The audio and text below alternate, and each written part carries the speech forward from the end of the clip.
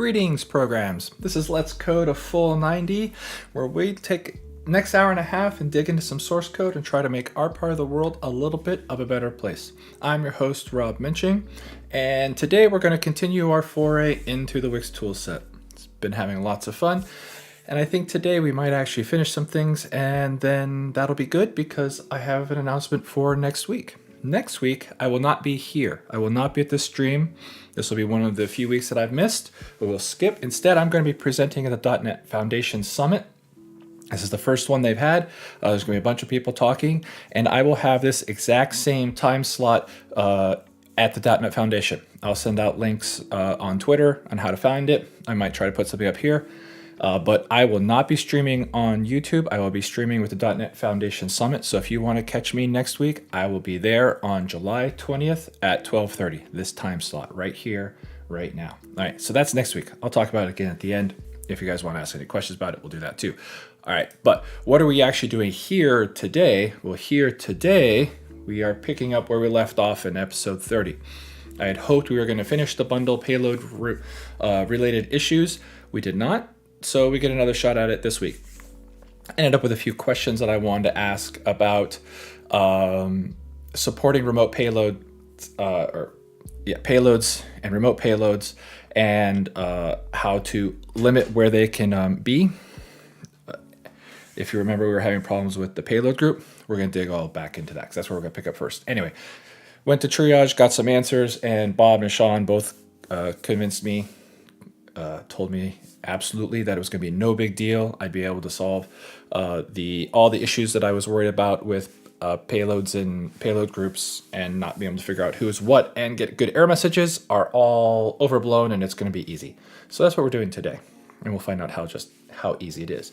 If it is easy, then I think I'm going to go back and dig into those things we hit from episode 28, which were just bad experiences, not great experiences, less than stellar experiences. In the NetFX build, trying to go back and reproduce that with these error messages and just kind of dig in a little bit and see what's going on there. Might end up with some issues that come out of that, which will be fine. More bugs to fix, but I figure we can go and kind of dig into that a little bit. The idea being that since next week is the .NET Foundation Summit and I won't be here, I'm going to try to wrap a few things up so we can take a week off and then come back. So let's go do that. Get started right now. All right, where did we leave off? We were in Visual Studio, and where we left off was payloads in payload groups and indicating whether a parse payload, when a payload can be remote or not, which allows us to specify the extra parameters like hash and size and things like that allow us to take a payload and not make it available during the build process. It's outside the build process, so that inside the build process, you have all the information you need inside the build process. That's what I try to say. And if you remember, one of the tricky parts about payload group is that we can't tell in a payload group who the parent is going to be. So a payload group is off defined in some fragment somewhere, not related to, or just all by itself. Who knows where it's going to be used? One of the places it could be used is underneath an exe package. And that would be fine. Let me see, I have that here. So like under this exe package, we could have a payload group, and we could take this payload and put it off in a separate fragment, and it all hooked together, and these payloads could be remote, no problem. All that's great. The problem that we might have however, is, I thought I had another file. Maybe it's this one. There we go. If we have a Bootstrap application, then that can contain payloads as well. However, those payloads get inserted into the bundle so that they're available as soon as the bundle runs, and they cannot be remote. They have to be available at build time so that they can be put into the bundle when it is being built. And that creates problems, because if this is a payload group ref right here, then the payload group is somewhere else, and the question was, hey, can a payload be remote or not? And the answer is, well, we won't know until we try to put it all together.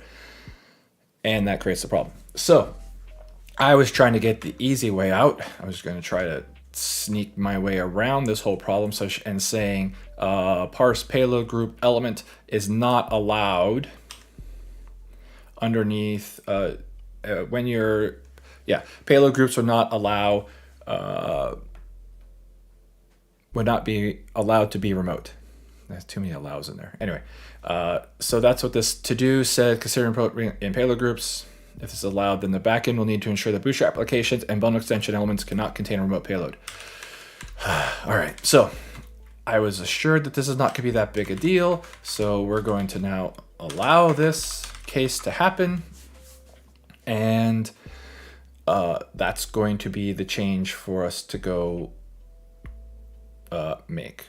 All right, so I think at this point, it's time to go put a few tests together to validate that all of this code is going, to put all the code in place so that we can figure out who's who and what's what as we make the rest of the scenario work completely. And here we have this duplicate symbol, duplicate name, fake.text. Yes, that is going to be a problem. We will go fix that test. And then this test is, the hash changed between these two things.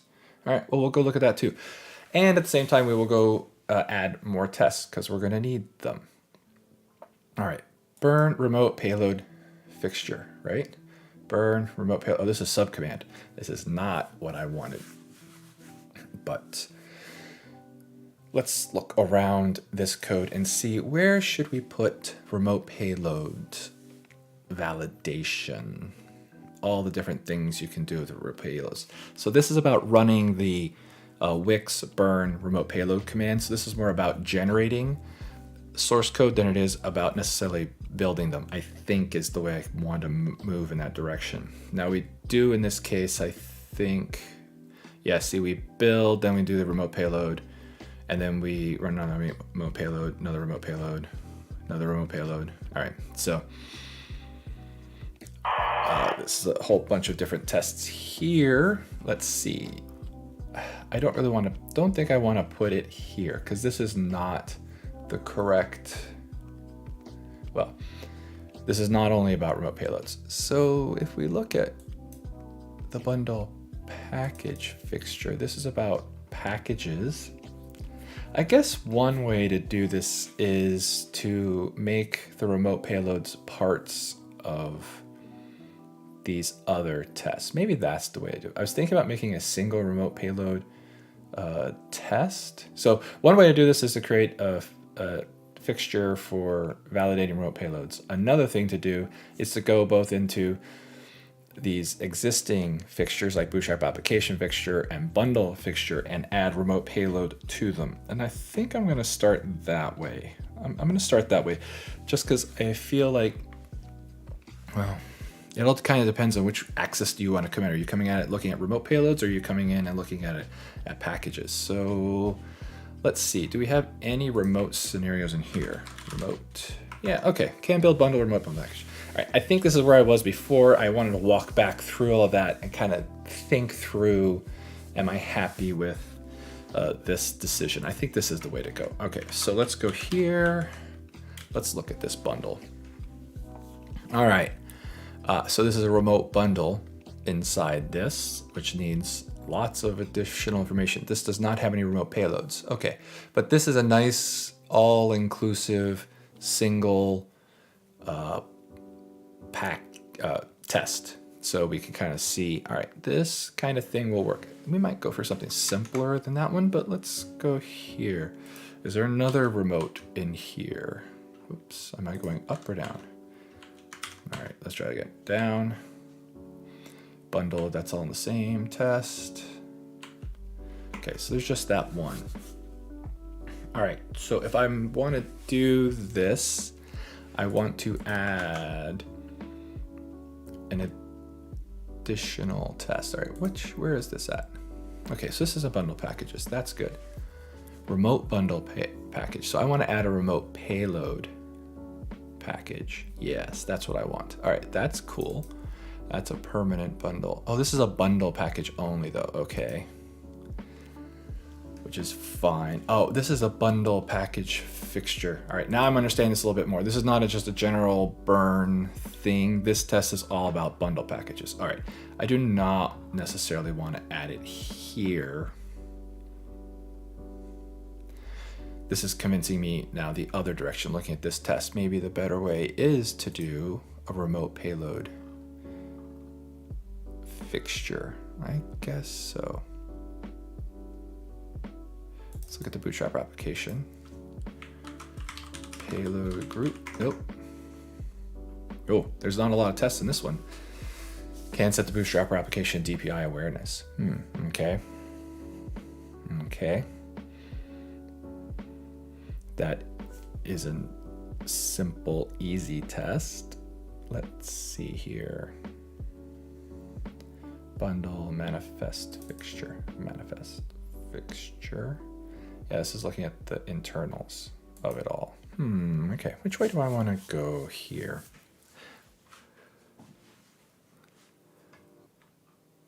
Why don't you want to put them in payload fixture? Is there? Oh, is a payload fixture. All right. I didn't see payload fixture. Payload fixture might work. Let's see.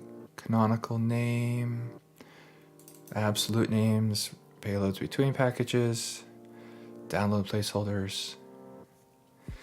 All right. So this is using tests from payload, test data payload. Let's see what kind of tests we have. All right, so there's the payload group. All right, so this is using a payload group and lots of, here's a fragment that has everything kind of together with a payload group at the bottom. Layout only payloads, okay. Where is this used? Oh, there it is, layout only payloads. And then the shared BA payload group in a fragment, a package, Bootstrap application. There it is. The Bootstrap application has a payload group ref. That's fine. And then there's the valid name. All right.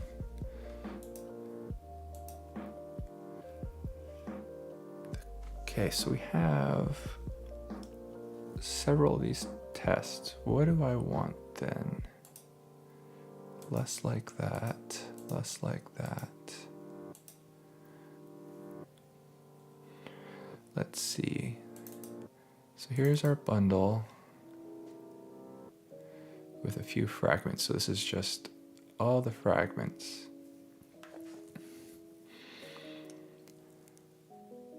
And there's already a test then for payload groups with bad Bootstrap applications that have payload groups. So I would just need one with a Bootstrap application that has a payload group that has a remote payload in it. All right, so let's see. If I do that, let's take this one real quick. And let's say remote payload in Bootstrapper application. Bootstrapper application. All right. Let's look at this here. So that's a ref off to something in here, somewhere else. No, somewhere else. Okay. And yeah, that's just its own Bootstrapper application. So another one to include the payload group should do it. I don't know how much I need.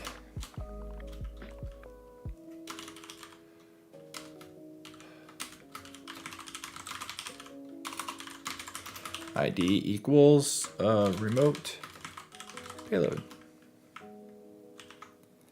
So we'll look at a remote payload. The source file will be fine. Download URL is fine. Compress equals no. All right. Hash equals ABC. Size equals 1, 2, 3. And I think we just need one package just to make that work. Not going to worry about the containers or fragments. Okay.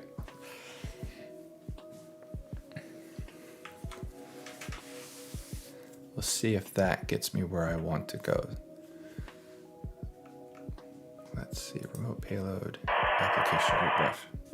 Sorry, I have a walkie-talkie for the kids because they're off exploring the world.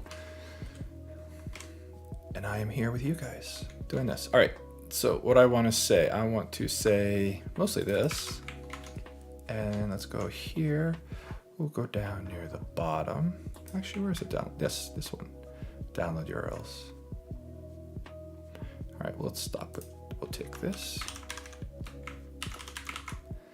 And I want to say this.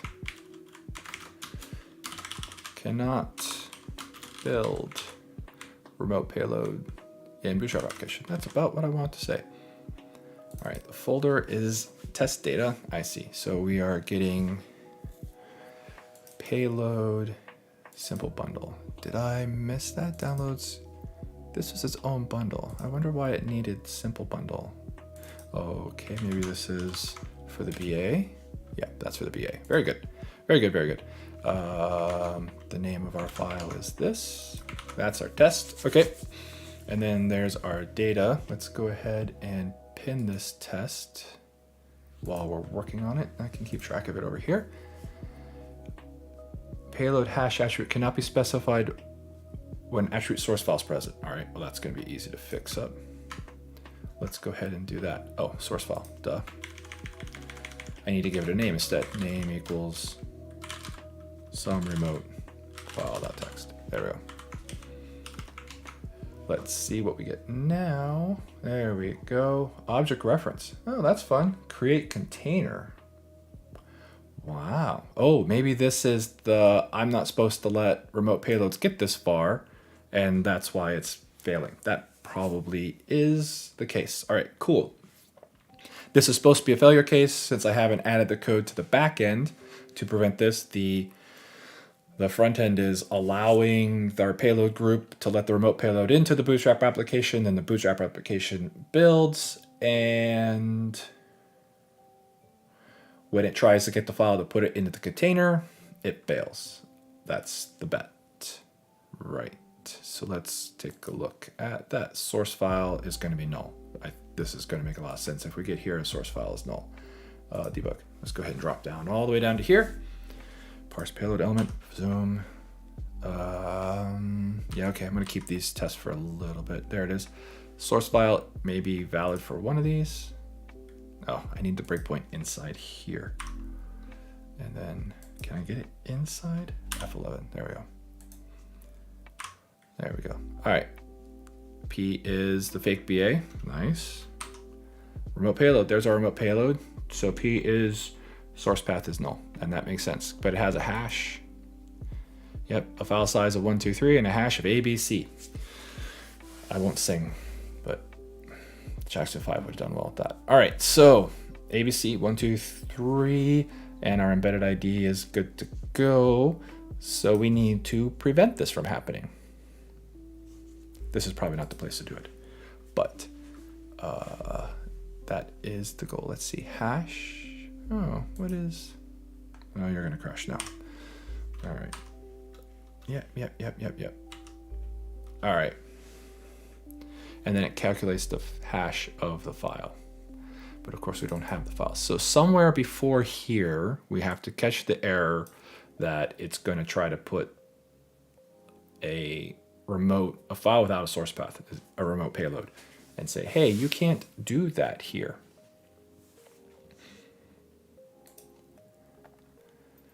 And, oh, I should have looked.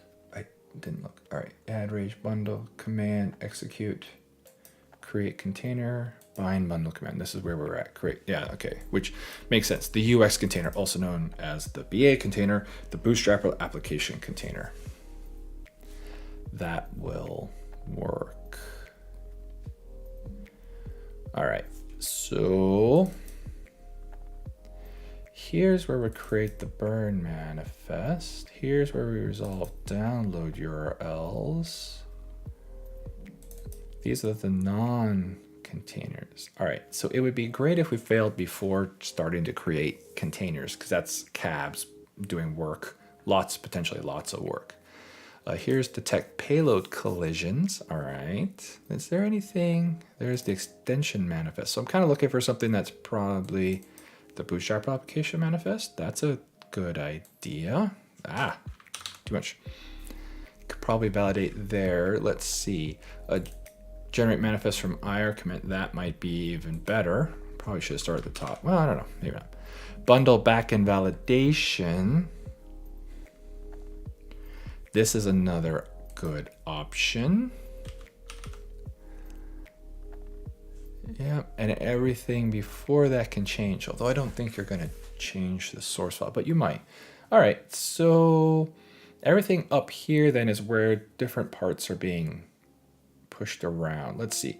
All right, let's keep looking. Dependencies, packages with rollback boundaries. All right, slipstreaming makes sense given the embedded payloads. Oh, wow. This is one of those blocks of code that maybe could have been pulled out into a helper. Let's see. The UX payloads that are embedded IDs. So here we're walking through all of the embedded payloads. So that might be a good time to do it. Eventually I'm going to run this and hit whichever, breakpoint I hit first. I'll look at it and go, yeah, that makes sense. Okay. So this is package payloads. That's less interesting.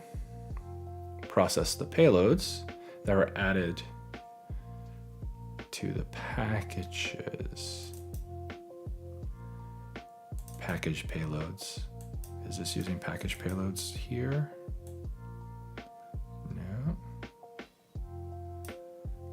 Okay, process the payloads that were added. Oh, added. Right, these are the ones that were found. Got it. That's not what we're worried about. We're worried about ones that we have listed because they're remote, not the ones that were found. Process the bundle version. Okay. Populate package. Oh, gosh.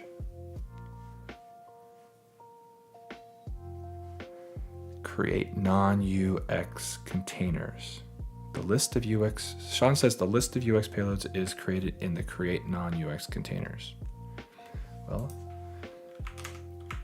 create non-UX containers. So if I set a breakpoint here. What? Come on. Oh, I already had one there. Yeah, that one's really late though. So if we do it there, then we will have created a lot of containers. Oh, the list of UX is created in the create non-case. So we don't create the cabs at this point. Let's see. But we do hash the files. I thought I saw it hashing files. Okay, what are we doing? Output, transfers. So we're just so far calculating. No, there's a create container call, which presumably will go out and create a cabinet. Yeah, that'll create a cabinet. That will create a cabinet. Let's run this test again and see which of these breakpoints in the back end I hit, because I felt like I hit the top of it. All right, so here's our parse code and more of our parse code where we're calculating the field IDs. Right. Yep, this is kind of what I expected. This is, well, of course, this was where it was. This is the highest we got. And now, if we look at all the payloads we're dealing with here, there's too many things, locals, not threads. Watch window? This is probably too small anyway. Payload. This is fake BA, which makes sense. Yep. So in theory, UX payloads could be embedded in the UX cab external to the bundle XC, or even downloaded. Yeah, the current engine requires UX to be fully present before any downloading starts. So the rules out downloading. Also, the burn engine does not currently copy external UX payloads to a temporary thing, so we don't allow externals either. Right. So if they are not marked as embedded, then we are going to spit out this warning saying, hey, we only support embedded, and then do that, which is the whole thing I was talking about before, where we need the actual files so that they can be included. So this might be the perfect place to test that, right? So fake BA was marked embedded, good, yay, that's all good. Now we look at this payload. This is our remote payload, and its type is embedded packaging, sorry. Packaging is marked as embedded. So this is fine, except if we look at this payload, it has no source file. Source. Boom, no source file. Right. So we could then spit out an error here that if there's no source file, then that's one of those cases where, hey, we don't support embedded. All right, so that would say if, what do I want to say? If payload.source file is null,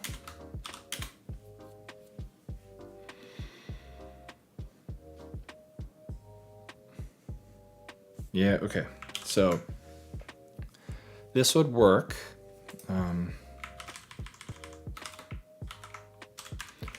I want some error message. Yada, yada, yada. Foo. Anyway, payload source file path. Whoa, whoa, whoa, whoa, whoa, whoa. Yep, okay, got to do it before that. Okay, well that, okay. If we're going to use that, how did we get through? Oh, we got through because we didn't have, right, the payload was marked embedded. So we didn't hit this. I was like, this should have crashed here, but it didn't because it was marked embedded and it didn't hit this error warning message. Great. So this says source file must be set here, or it must have a source file. Okay.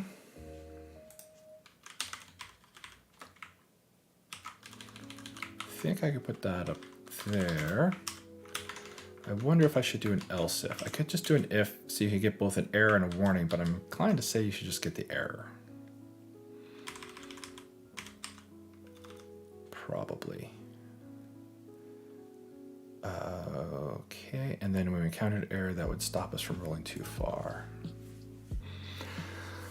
Of course, we don't have an error message for this. Burn error messages. What's it called? Burn backend errors. It's even better name. Cannot say that. What can I say? I don't think the ID will be very interesting. Name. What can I say? Name, size, or do they just get a source line number? Maybe. Name has to be provided. Let's see. Compiler payload. What has to be provided? Name. Name. If the name is not, let's see. So if there's a source file. All right, I want to come down here. Is remote, is local. No, is remote, else is remote. Yeah, okay, good. We have to have a name. Good. I like that. I just want to have a name of something in there so you don't just have a source line number and you're like, where did it go? Or what file did they mean? They could have just told me the name of the file and I would have been able to figure it out. So I'll give them the name of the file in the error message. And what does this say? This says,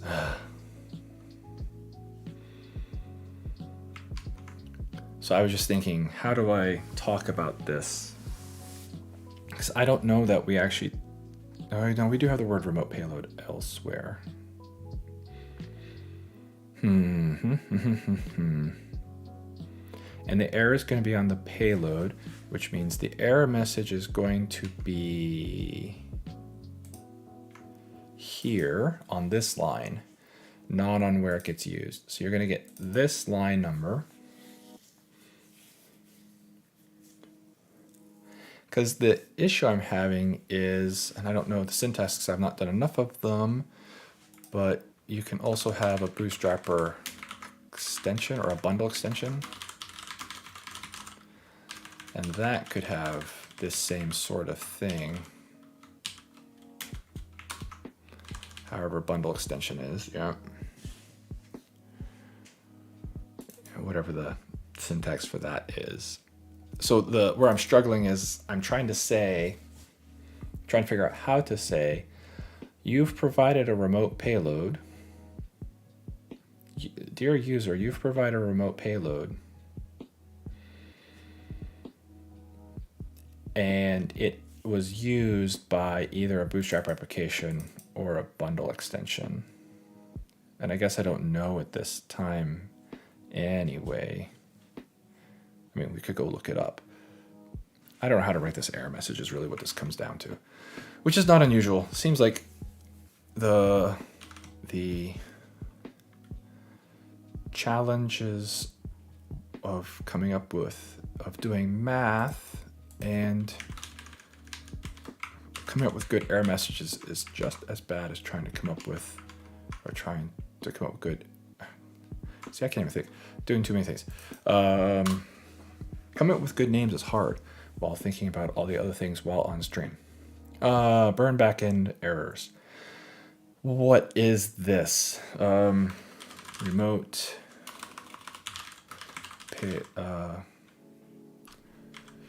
unsupported remote package payload. Well, we could take a look at that.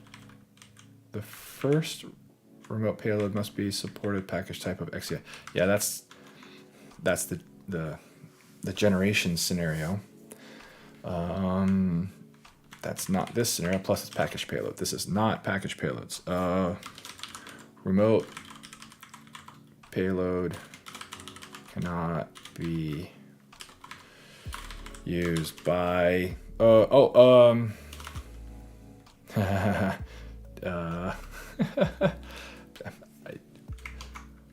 we have the word container here? BA container. There we go. That's what I want. BA container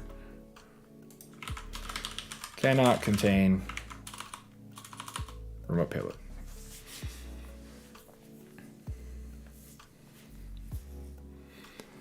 UX payloads only support embedding. Sean says this message might be it. Bootstrap application payload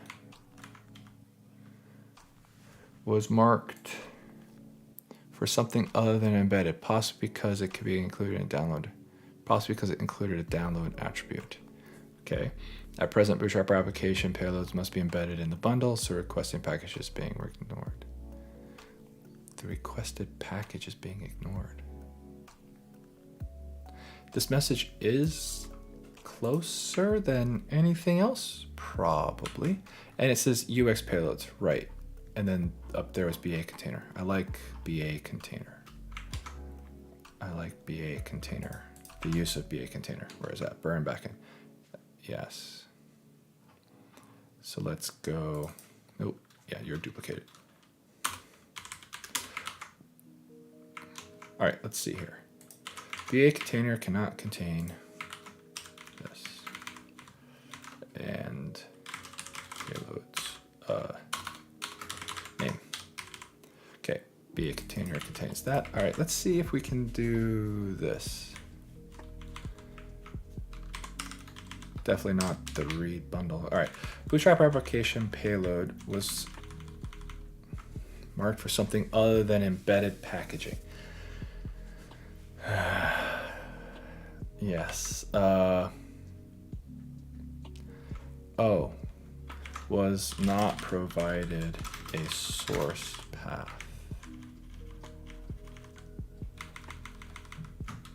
via the source file attribute at present. Yeah, okay, fine. Payloads must be embedded in the Bootstrap application payloads must be embedded in the bundles, so the requested packaging is being ignored. This error message, what is this? The requested packaging. Oh, packaging. Is that really the name of the attribute? Packaging? Or is it a combination of compressed? The requested packaging is being ignored. Yeah, that's a really strange way to describe whether it was marked compressed or not. Okay, but that's a warning. Must be embedded in the bundle. Period. All right. At present, Bootstrap application payloads must be embedded in the bundle. So Sean, I'm curious, like this only talks about Bootstrap application, but this problem also happens for bundle extensions.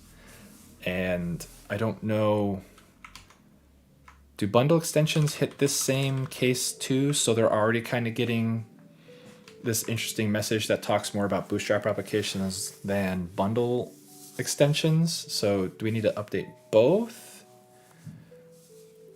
So, I mean, a Bootstrap application payload, Bootstrap application or bundle extension payload, right? I think I have to cover both here. Payload was not found. Yeah, was not provided a source path by the source file attribute.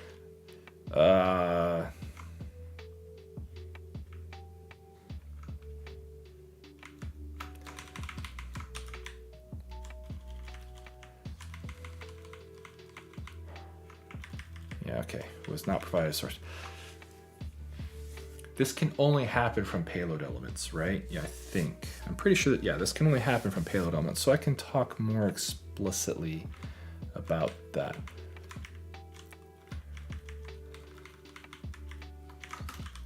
Payloads used by. Can we use BA container payload instead of referencing as a BA payload? A BA container payload. Can we use BA container payload instead of referencing as a BA payload? Now, I don't think we can do that because we don't actually talk about the BA container most of the time. All right, I'm gonna get something in here that's like not wrong, and then refine it in a little bit because I'm trying to do too many things. I press bootstrap and bundle extension payloads must be embedded in the bundle. Provide a payload at source file attribute. Ah, that's how I get rid of it. There we go. Wait a minute, it was not provide a source path. Period. There. At present, The fix is, yes, provide a source file attribute, provide a source file, provide a source attribute, fine. Provide the path to the payload. Provide payload for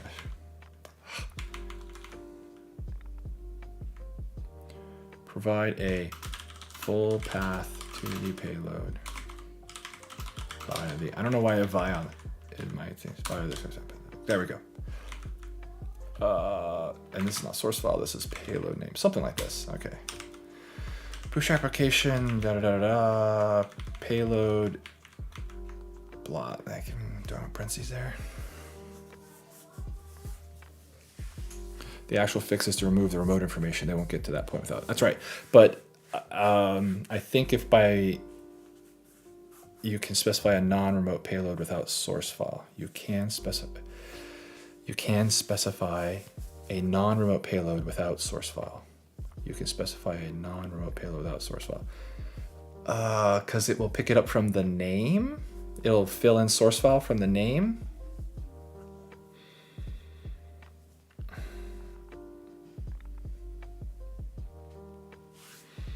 Is that the way that works then?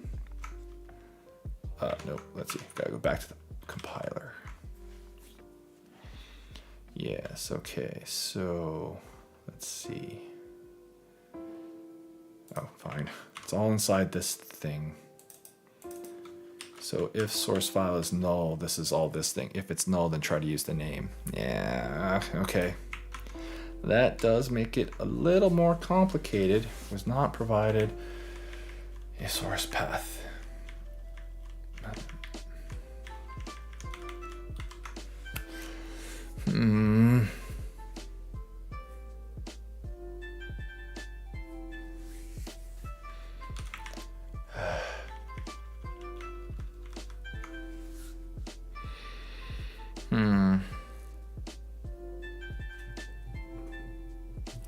Yeah, that makes this harder to say. Let's see.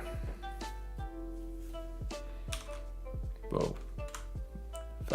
First remote payload must be, yeah, all right, fine.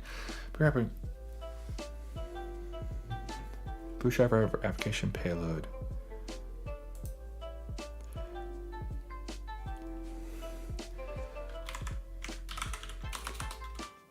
Cannot be remote payloads. I have to switch then to talking about remote payloads completely, and I don't like that here, but I guess you have to know that it's remote payload. All right, must be embedded in the bundle. At present, okay.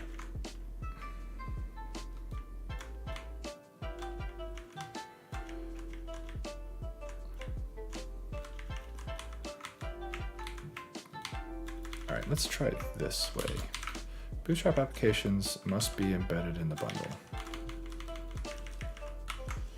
Must be embedded in the bundle. The payload, yada yada. Payload blah. Payload blah. Payload blah is remote. Remove the hash and size.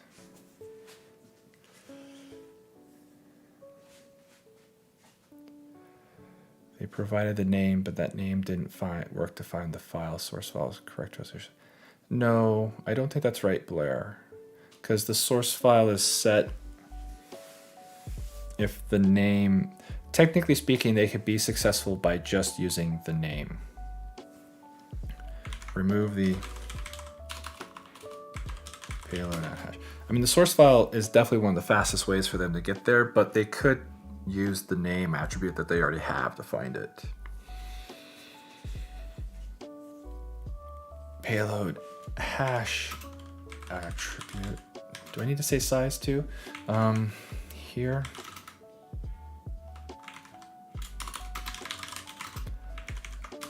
Size attributes.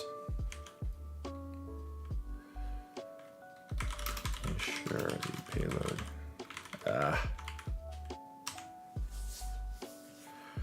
See, now I have to say,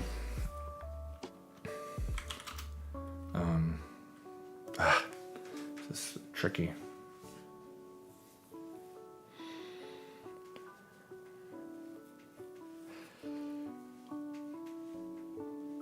Yeah, that's the whole point. That's the nice thing, that if you add a source file, then the attribute would then direct them to the, hey, you can't have all the remote payload things, and it pushes them in the right direction. There's so many things to list here. Remove.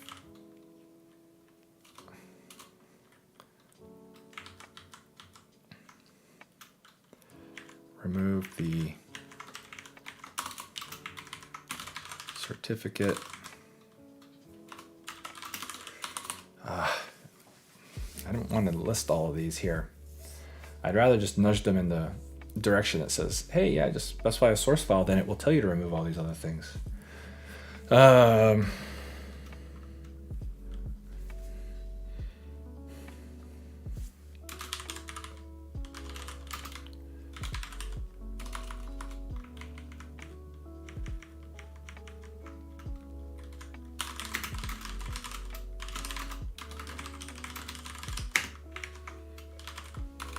Ensure that the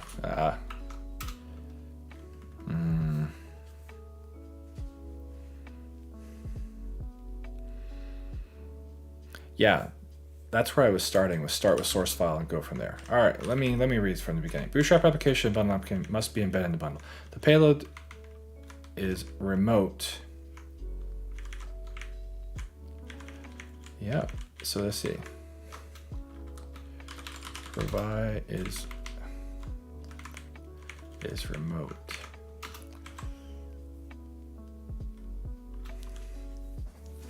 I want to go back to my beginning because I liked that wording was working better for me. All the way back. How far can we go back?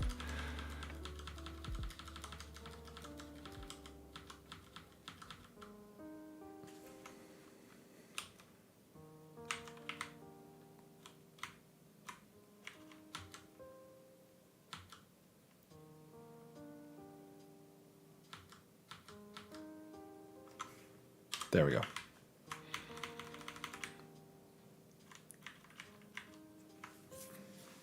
Okay, I may flip those first two sentences. Provide a full path to the payload via the source file, payload source file attribute, and that will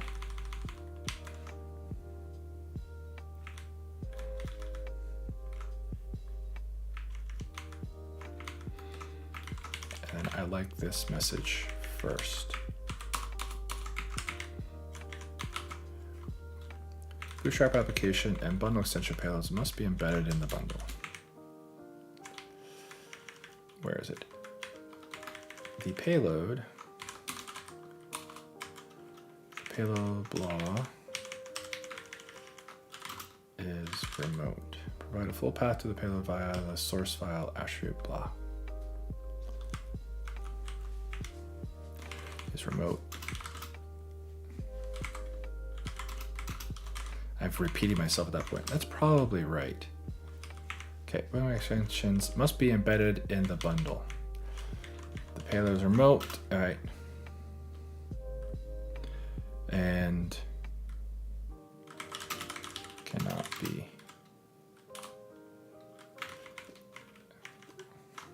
thus cannot be found for embedding.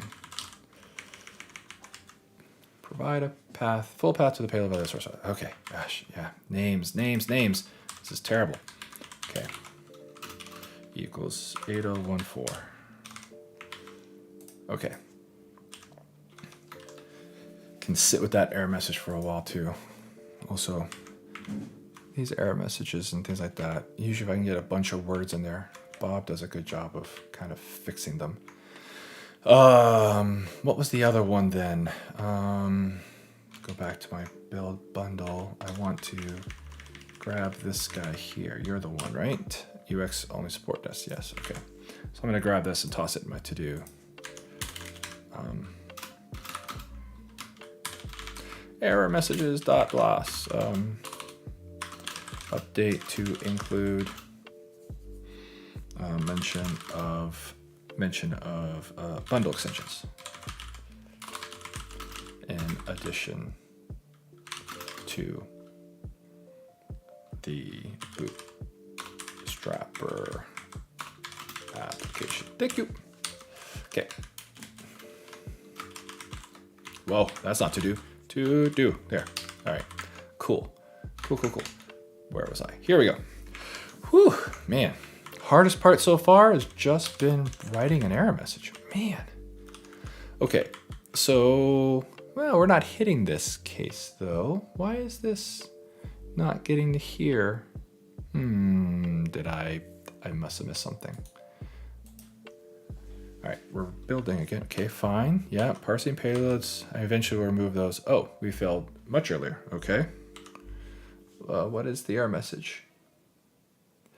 Bundle extensions element name or source file is not found. One of these is required. What? Did I delete something from my test code? That would be silly. There's name. All right, who is it actually upset about? 8. Line 8. Oh, why do I not have line? All right, fine. We'll just jump to line 8. Oh, this thing. Okay, fine. Here's still bundle extension element. Right. I hacked that in. There we go. Okay. The payload remote. Oh, that's interesting. Where did that warning come from? Overriding its compressed value of no.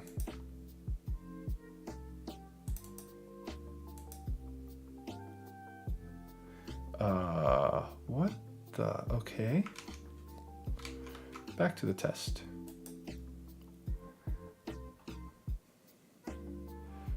Okay, so it got a warning. The payload, remote payload, is being added to a container, Wix UX container, overriding the compressed. Interesting. Overriding its compressed value. No, so this was done somewhere else. Is being added to container, blah. I have to go look at error messages, I bet. All right, let's go. Error messages. Where are you?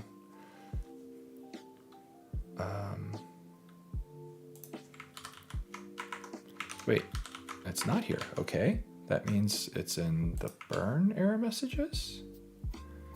Burn back in. No. All right, you win. Where is it? Where is the error message? Container fixture that. Linker warning.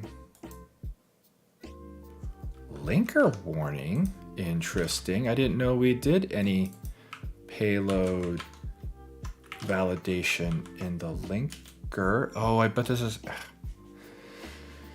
one reference. It's going to be handled in all the groups mushing. Yeah. That's going to smush all the stuff together. Oh, it's marked layout only. Okay. Why is it marked layout only? Because it has...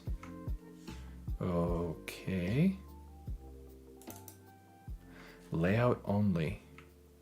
Did I leave? I must have left layout only on the test here. No. So we set layout only when we're compiling. Layout. All right, I'm trying to find it too fast. All right, let's slow it down a little bit here. Layout only, the payload symbol, layout only. Yeah. Who sets that? Layout only equals true. Here, when your type is layout. Okay. Let's just show only the coverage for this test. Okay.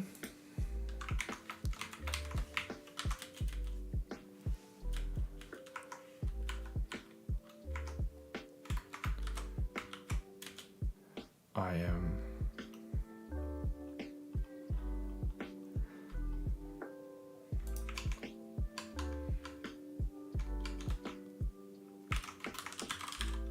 okay, it's not there. I think there's multiple warnings with that message and you picked the wrong one. Maybe. I see it. It's only, the tooling only says it's referenced once, which, although that makes sense because it shouldn't be here. Let's see. Can we run in the debugger and, all right, let's go. Unless there's another one of those. Okay. Xur success messages, go. Payload is being container blocks, compressed value of null. Fine. Then it must be a different one of these. The payload can't be added container, uncompressed container, this one. Where are you being used?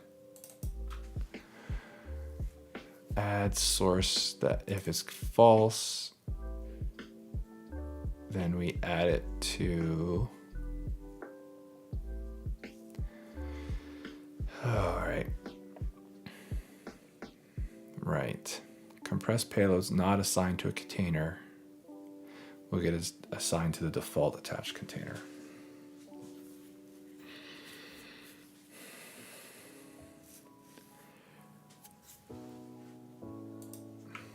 Which treats it like it's adding to this container, overriding its compressed value of null.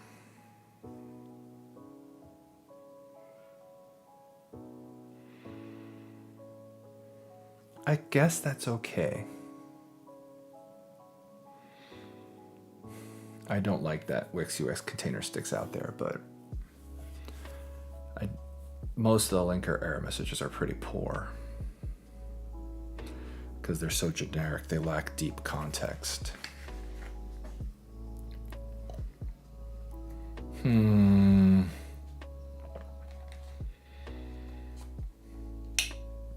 I think I'm going to have to accept this warning.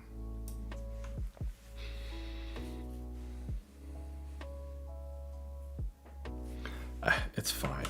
It's not wrong. It's telling you that it's getting added to the US container. It was remote, so it was not compressed. Yeah. Okay, fine. I'm going to accept that warning message, essentially is what I'm going to do. All right.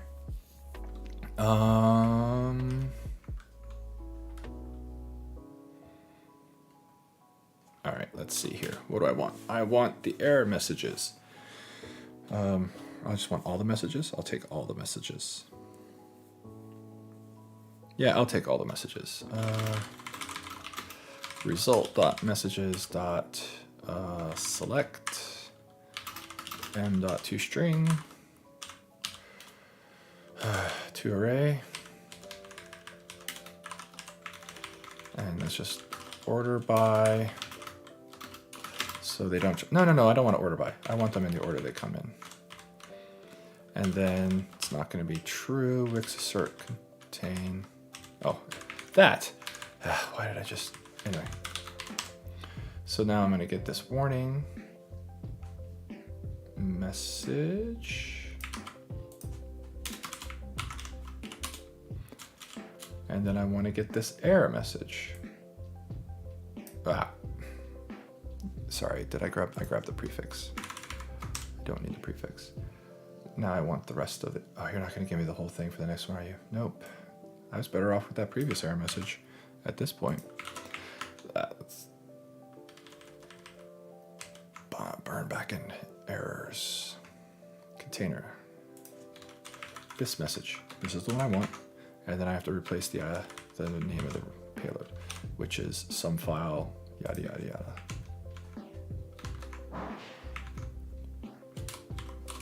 Some remote file.txt. By the way, Blair, it's good to see you. Oh, and Bob's here too. Just wait until you don't have, oh geez, people are going all a bit. Just wait until you don't have elements and attributes to talk about in error messages. My head explodes. Sounds like a good time to disable warnings as errors, so that you get both the warning and the error. Yes. All right, and let's see. This is false. False. The file does not exist. Correct. It should not. All right, so that's good. That's the error message I want. Okay. All right. Now let me back up all the way. Now I got tunnel visioned on the error message. Does this pass? All right. Yes. Okay. This pass. I don't need these things then.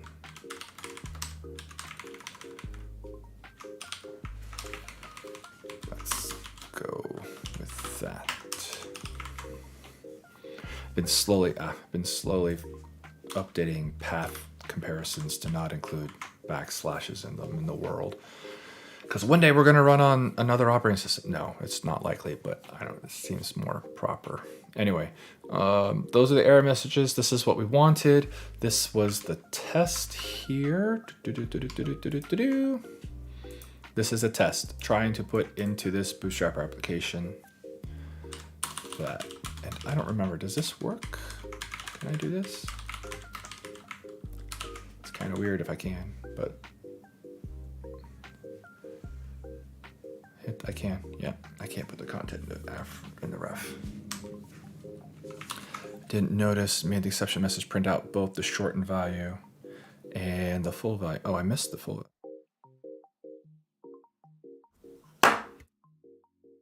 Ooh, the full value. I will look for that next time. Let's see. I'm curious if I can see it. Show me the money. I see. So it prints out both. Oh. Oh, so that's why they're doubled. Okay. Okay. But you only get the positioning on one, and then you get the full on the other. And that's why they're doubled. Okay. All right. I see now why they're doubled. That makes more sense now. Okay. Okay, so that's cannot build remote payload in a Bootstrapper application.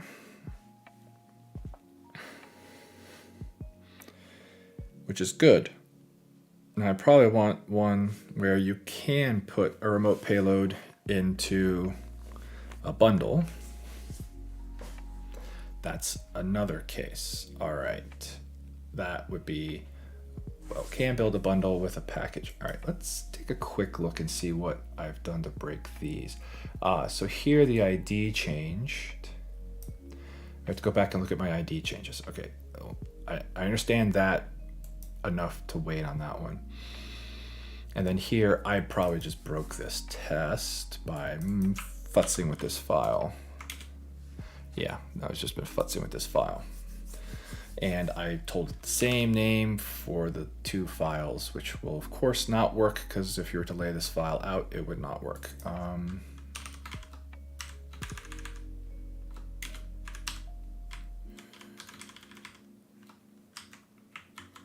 All right, now this, custom package description. I want to bring up my changes real quick. Custom package description. And I added these to that. So I've been hacking with this one. I should not be hacking with that because this test is not about remote payload. So I should get that stuff out of there. but I may want to lift it and put it somewhere else.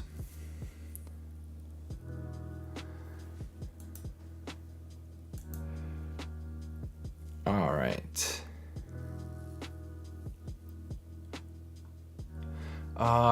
This is the duplication. Okay. That does make more sense now. Although it's one big freaking line, isn't it? Woo-wee.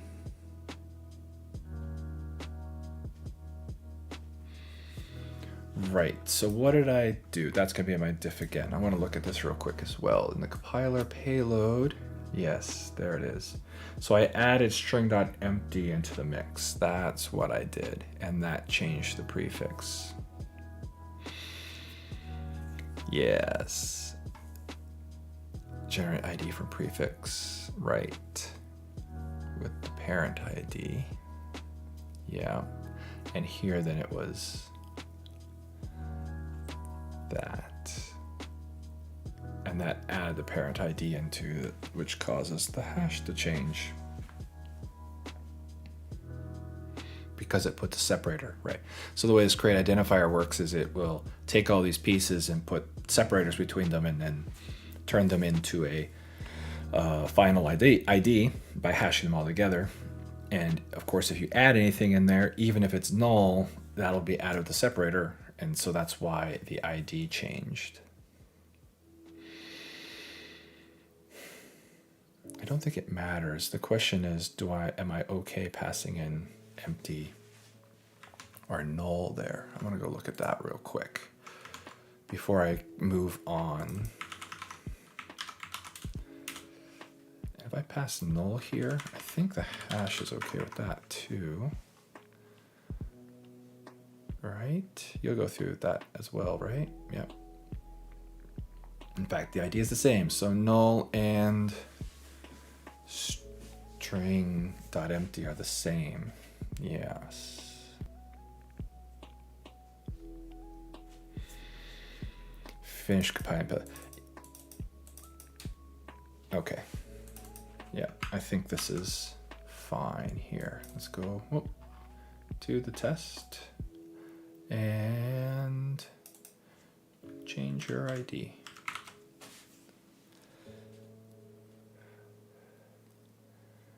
One, two, three. Oh, still something wrong. PAYD. Is there another instance of it?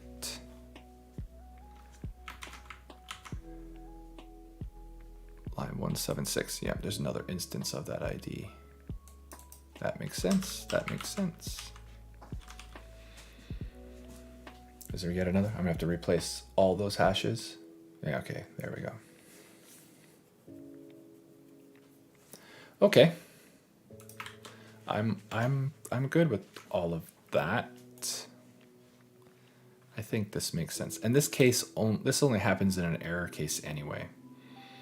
If the ID was not set, the ID should have been generated from the file name. So if you fall through this, that means you didn't have a name, you didn't have a source file, and that's going to create an error anyway. So you have an error already queued, but you may end up in here. So that's that. Cool. I guess we could even just say else. Could just stick an else on there and assign it an invalid error. Do we have that? Else. That feels right. This dot ID dot invalid. No. I thought there was one.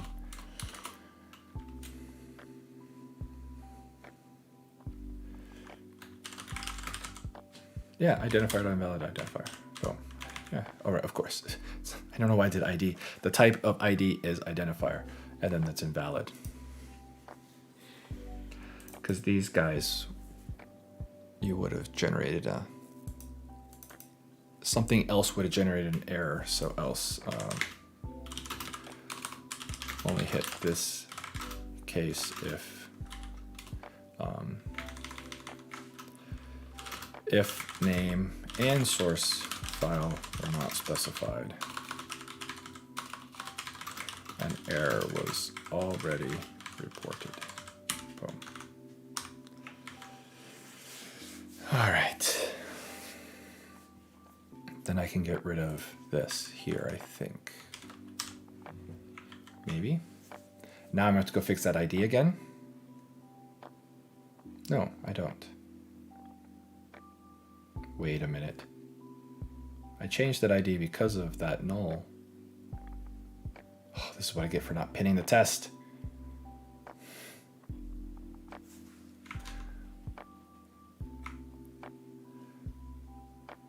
Oh no, this is not that. Okay, right. This is the other case where I added the parent. Oh, too many things. All right, cool. All right, I added the parent, so that went through there. That other case should never have been hitting. Okay, all right, I'm back on the full page again. Everything is clean. The reason those values changed is because I allowed the parent ID to be passed in, which will minimize the number of ID collisions from generate IDs. That's a good thing, so that people can specify the ID less. Great. Happy about that change. All right, let's see. What do I want to look at next? I need to go create the good case by removing my custom package descriptions. Removing these remote payloads from here and putting them into another one. Although this isn't too bad, so maybe we bundle package fixture. Yeah, that's this guy. What do I want to do? Oh, this is validating it with a remote payload.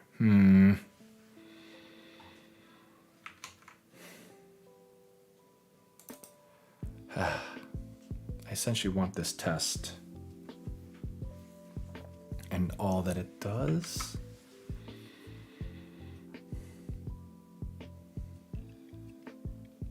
Oh, this is about bundle package, right? Custom provider key. Custom package. Fine. Custom package. Oh, come on, spell. Custom package description. Custom package. Copy. Where's the copy? Oh, not the full path. Fine. I only wanted custom package. It was description.wxs. Here it is. This test. All right, that's not that bad. So that has remote payload in it. I think I'm going to take remote payload out. I'm going to take this test and basically do another one without the remote payload in it though. So we'll go back over here and I'm going to create a new fact from this test. And build bundle with remote package payload. All right, so I don't want this one. I want something like it though. All right, and then this is using bundle with package group ref. I guess I'm okay using the template there. Yeah, that'll work fine. So let's go look in the payload. Payload. And then I want remote payload in package. I think that'll be fine. Let's go and grab our custom description and put it in our payload folder. Fix the names up. Fix the names up. Custom package description. Boom, boom, boom. Oh, I don't know if we need as much as this. Do we? For test purpose, only source permanent equals yes. I don't know. Let's see. I don't need most. I don't need repair arguments. How little can I get away with? Okay. This is the remote payload XC. Wait.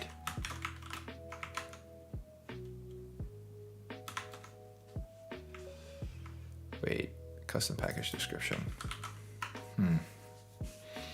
Right, so that's the remote payload. This is the remote payload with it. All right, I'll do it both. Okay. Remote payload. Detect condition description permanent equals yes. Oh, permanent equals yes is getting it out of having an uninstall argument, I bet. For test purposes only. Yeah, I don't need that one. I think this is going to cover the cases that are kind of interesting here.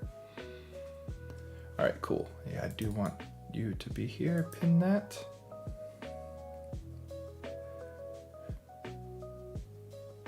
All right, so I removed the repair information. Whew. When these end up on one line, they end up pretty brutal. 349, that's kind of nice. All right, expected 2, missing 1 line. Where? Who's missing 1 line? You are missing 1 line because I have 2 payloads. Calc XE. Oh, I removed Calc XE. Expected. Oh, actual. Missing 1. Right, expected. There we go. Remove the expected value. And that's passing. So that's only getting 1 of my remote payloads though, right?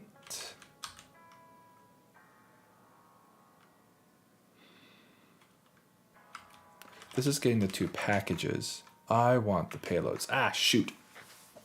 I want the payloads, not the packages, to show that the payloads got in there. I guess having the... I'm not going to worry about the packages. I want the payloads. Unfortunately, I need to go back here.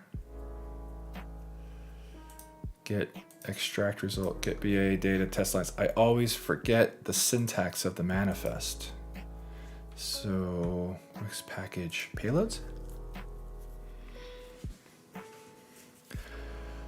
Payloads. Wix package payloads.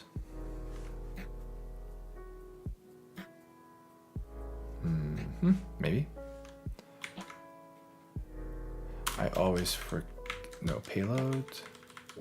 I just don't remember the syntax or the shape of the manifest that I'm looking for here.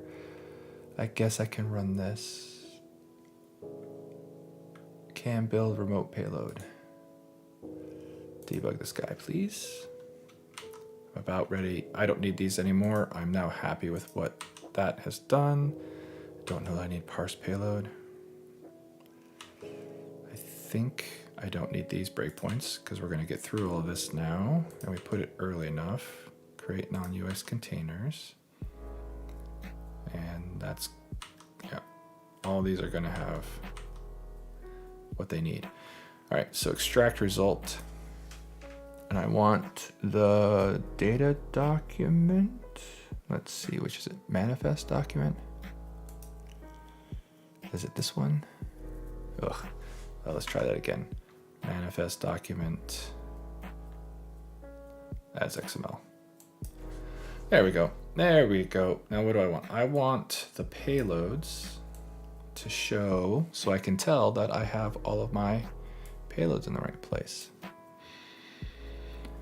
So I want to get payload from the burn manifest.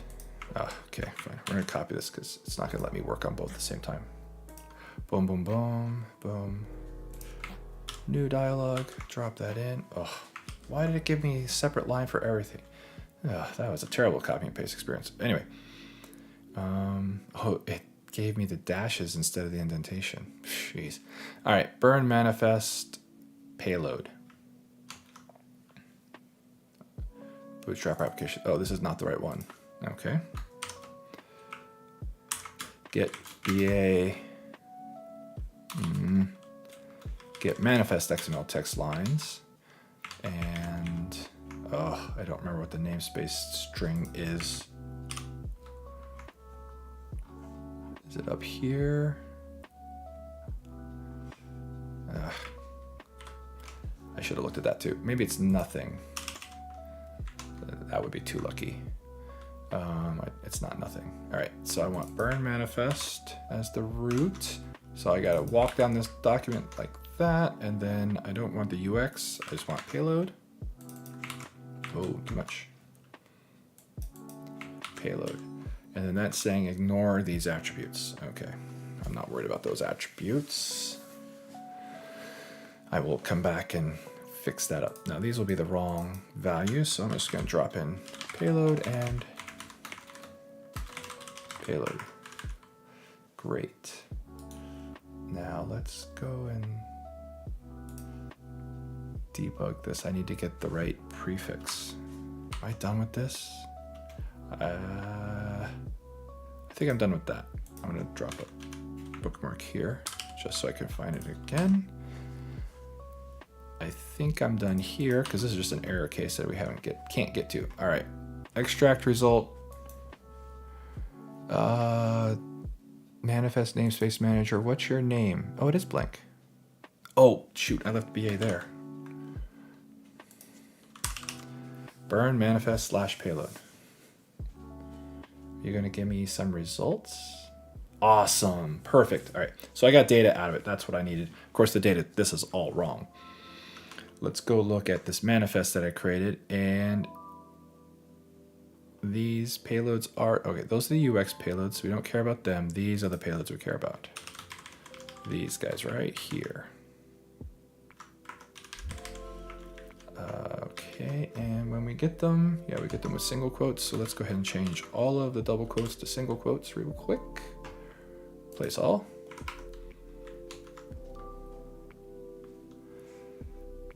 Remote payload vital, yes, all those kinds of things. Installed size, version, star.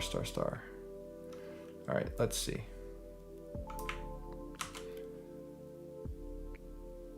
Expected, got that, okay. Yep, so the first payload it says it hit is this one.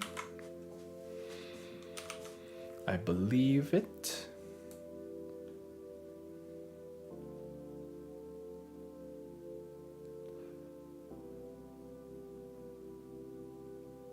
Yep, that all seems reasonable, I think.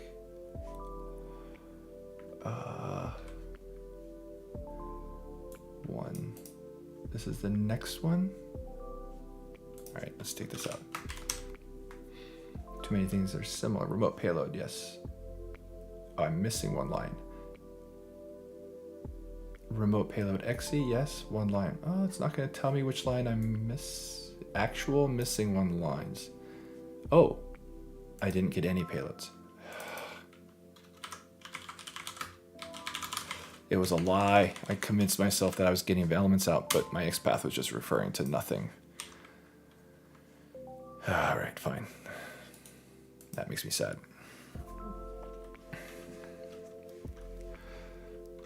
Go, and in. Ah, great. Still not getting the manifest. Let's go look for all the uses of burn manifest in the test. And we'll get the syntax. Burn : sure.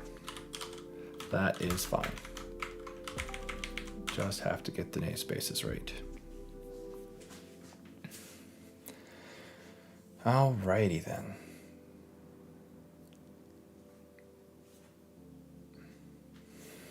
This matches now more what I was getting here. Yep.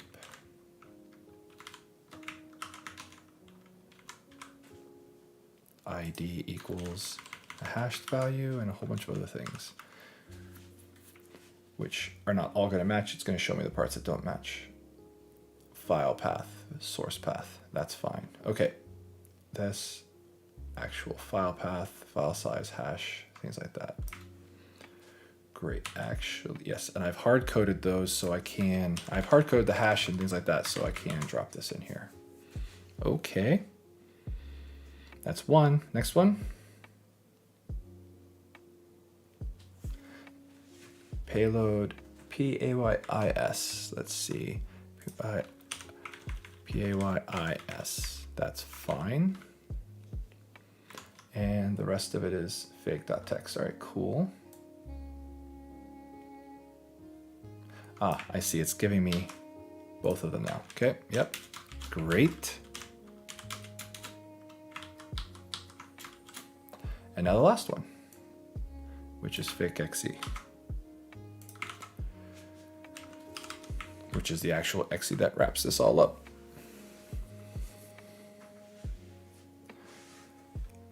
One more payload. Remote, oh, burn. How many are there total? That's the attached container. So 1, 2, 3, 4. 4. 2 exe packages, 2 remote payloads. Right, and a payload. Got it. Yep, that makes sense. Drop that in here. Drop that in here. Okay, now I want it to ignore file size hash, I think. I kind of want hash, but I kind of don't. Well, this hash won't change on this XE, will it?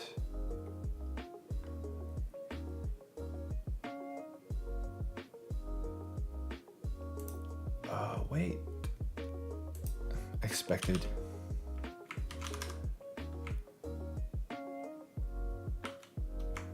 Burn.exe second. Okay.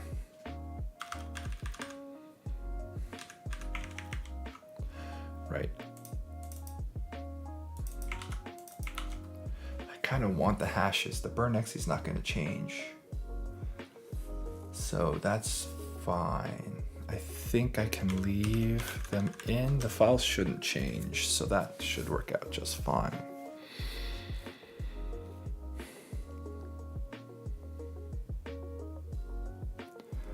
All right. Oh, something's not building. Oh, it wants something.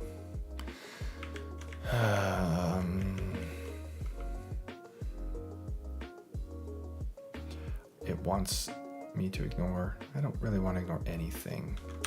Can I give an empty array. There we go. Just give it an empty dictionary. There. Okay.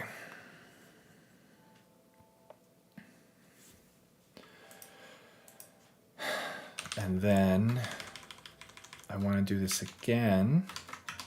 Looking at our test data, I want to do this again. Down here under the exe package, I want to get these payload refs. So that requires, let's do it again. Payload ref elements. Yes. Burn chain, exe package, and then the things. Yep, okay. Burn exe package, burn payload ref.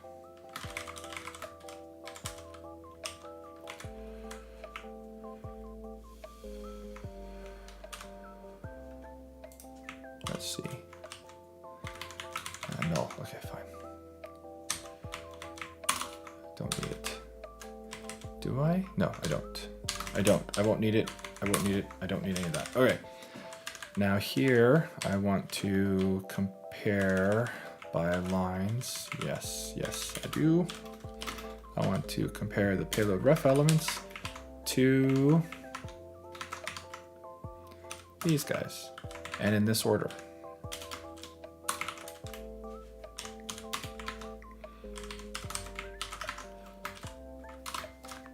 All right. I think we're getting close. The first payload ref in each exe package is that. Okay. Zoom, zoom. Bummer. Thought I had it. Payload ref. Oh, no extra. Oh, extra spaces. My bad. So one gave spaces, one didn't give spaces. Whatever. Okay. So that test doesn't say exactly that these go together, but it gets the order correct. It's going to validate it mostly together. Yeah, the first one. Yeah, okay. This is all right. This is all right. Whoa. Is that remote payload everywhere through the compiler? Now, in the sub, I have to go all the way back to the sub command because I think I disabled something, or I have to go verify that this works. All right, so let's go find the burn remote subcommand fixture. Yeah, okay, so this is getting those payloads, but not, with hash and size. All right. So that's good. I wonder if I can this. Oh. Support remote payload for payload elements. Well, that's what we just did, right? Maybe this is just it. Can get remote payload with certificate. Okay. Not a success. Okay. Why not a success? So here we're actually trying to build. Yeah. Okay, that's right. I parked it on the downhill, left a spot, and so we could come back. Maybe. XC's attribute or child element ARP entry. This must have come later. Okay, that's fine. Let's see. Who am I looking at? Remote payload WXS. Remote payload WXS, which was generated.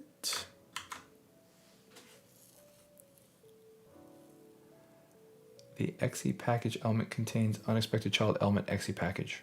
Okay, that's kind of funny.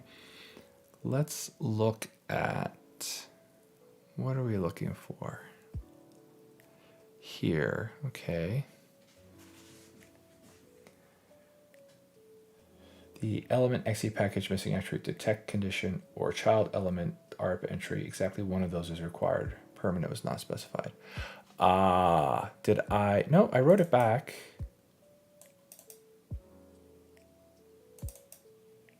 Write all text to that okay, well, let's look at it before we build again. Here, let's run this debug. Let's see what we have on disk. Remote payload source file. Yay. Open format. Thank you. Tabs. Tabs? Really? Whatever, Visual Studio.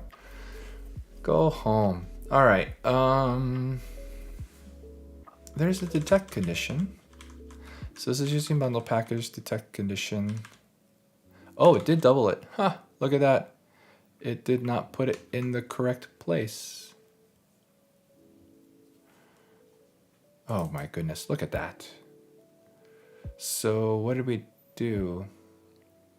Elements. Why did I wrap it with another XE package? That is a very strange decision. That was a very strange decision. Oh, maybe I was trying to put a cache ID on it for some reason. It must have just been, I think it was just leftover. I think it was just gunk from the test not running. I thought there's gonna be a lot more to do there. All right, let's see. What did we generate? We generated, did I leave that file open? Yeah, okay, so if we take this out, and we format it, then we generated this little block of code, the XE package payload, and this payload now has a certificate public key on it, yay, which means it can be remote. Size and, all right, doesn't have a hash because it has a certificate public key. Woohoo. Woohoo. All right. That actually did do, don't save. That actually did do the right thing then.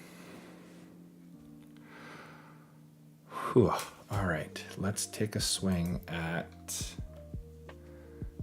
to do. We're clearly not gonna have any time left over, so this is not happening this week, but let's see if we can drop into error messages. Oh, here it is. UX payloads only support embedding. What am I missing? Again? Is it not an error? I thought it was, oh, it's a warning message. What? Right, of course. Warning messages. There's a warning message. There we go. Oh, all right, Bootstrap application payload.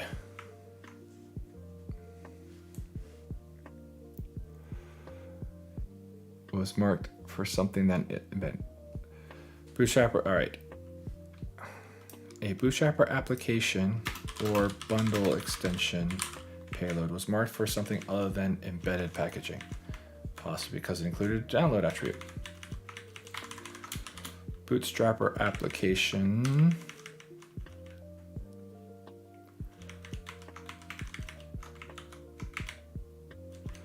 Bootstrapper application and bundle extension payloads must be embedded in the bundle.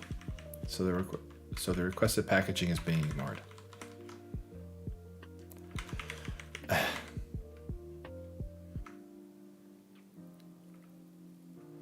So the must be, and the file is being embedded. Maybe that's just what it's missing. The requested packaging. Bundle extension is marked for something other than embedded packaging. Must be embedded. So the requested packaging is being ignored and the file is being embedded anyway, period. I think that's what that's trying to say. Maybe that's it. All right.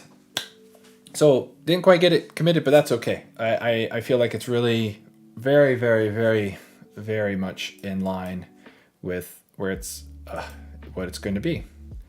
And this is the whole parse payload element, which can be now specified whether it's allowed to be remote anytime it's being, and inside a Bootstrap application it is not. And inside, and then other places it is allowed to be remote. Yes, awesome, fantastic. Whereas one of the cases where it can be remote. Is this it? Remote payload, true. Yep, that's one. This is another, I think. Yep. And then add the parsing for those things. The compiler payload is about generating the prefix. Is that the only change here? It is, because we're just using the remote handling from before, so there's no problem. And then, oh my gosh, the beginning of all this was trying to come up with a good error message along with putting it in place where if the payload is remote, it'll have no source file. Therefore, it needs to be told that it cannot be contained inside a BA container and aka a bootstrapper or a bundle extension, and we're done. Whew, that's good stuff. Okay, I'm going to be gone next week. I will not be here on YouTube. I will be on the .NET Foundation stream. I will send a tweet out saying that. I don't think I can double stream. I was trying to think if I could do that, stream both to them and to my channel at the same time, so you guys could just show up here and hang out. But I think you have to go over their summit. Besides, they're going to want to know numbers and have all the people. So all of you, I hope you join me next week, same time, 12:30 Pacific Daylight Time. And I will be doing a presentation on not Wix 4 per se, but talking about getting involved in open source and the case study of Wix toolset. For a bunch of you, you're already involved, so maybe it's not that interesting to you if you're here on my stream. But if you want to hear a little bit more of the history and maybe some of the people and kind of things that happened in the distant past, it should be a kind of a fun background about things that have gone in the Wix 4 and how people got started in here. So on that note, I think I'm done for the day. We're going to pick up. It is 90 minutes. We're a little bit over. We're over in stoppage time now. That's all I got. I will be back in 2 weeks on this stream. Next week again, .NET Foundation Summit. Week after that, I'll be back on the stream and we will be picking up something new, I think. Until then, you guys keep coding. You know I am. Bye.